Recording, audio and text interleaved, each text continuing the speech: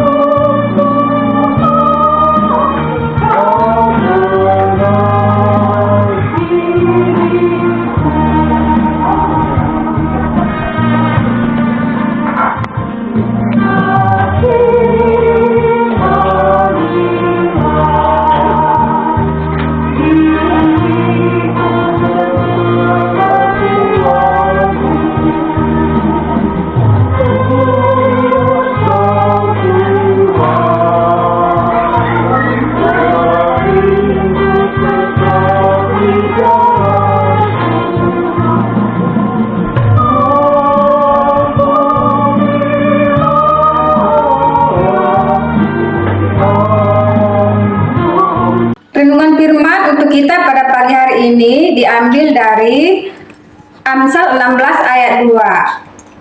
Segala jalan orang adalah bersih menurut pandangannya sendiri, tetapi Tuhanlah yang menguji hati.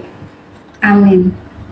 Saudaraku yang terkasih di dalam nama Tuhan Yesus Kristus, memang kita merasa bahwa kita adalah orang yang baik. Namanya juga perasaan. Tetapi ketika kita belajar dari teks ini, ternyata orientasi kebersihan seseorang itu bersumber dari hatinya. Bahwasanya Allah benar-benar melihat apa yang tersembunyi di dalam hati seseorang.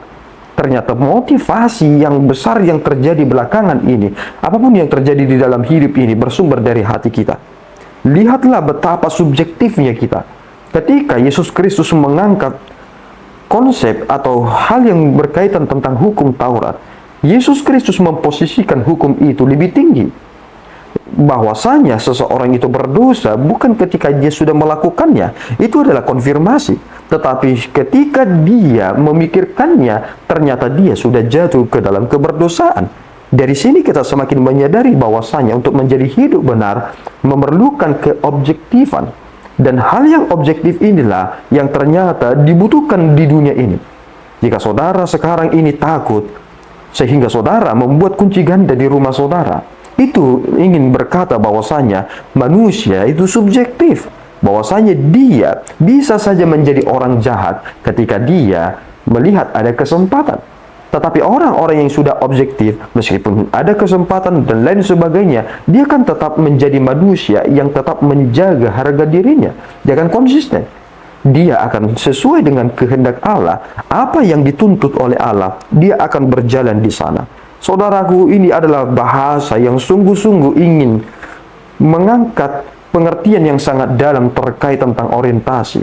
Ini adalah bahasa hikmat, sehingga supaya kita sungguh-sungguh memiliki motivasi yang murni, maka yang perlu pertama sekali saudara kerjakan adalah biarlah semua yang saudara kerjakan dan perbuat itu, perbuat bagi Tuhan. Jika hal itu saudara perbuat kepada Tuhan, tentu saudara yang telah menyerahkannya akan siap dikoreksi. Karena ternyata Allah memiliki standar yang lebih tinggi. Jika kita sudah menunjukkan itu kepada Tuhan, berarti kita memiliki kesungguhan hati di sana. Kita tidak mau main-main. Kita memiliki orientasi yang benar-benar murni. Tetapi jika saudara mengerjakannya sesuai dengan perasaan saudara dan saudara itu anggap itu adalah baik, maka saudara sering sekali mengalami peristiwa yang babak belur. Itu mengapa banyak sekali konflik belakangan ini. Namanya juga perasaan.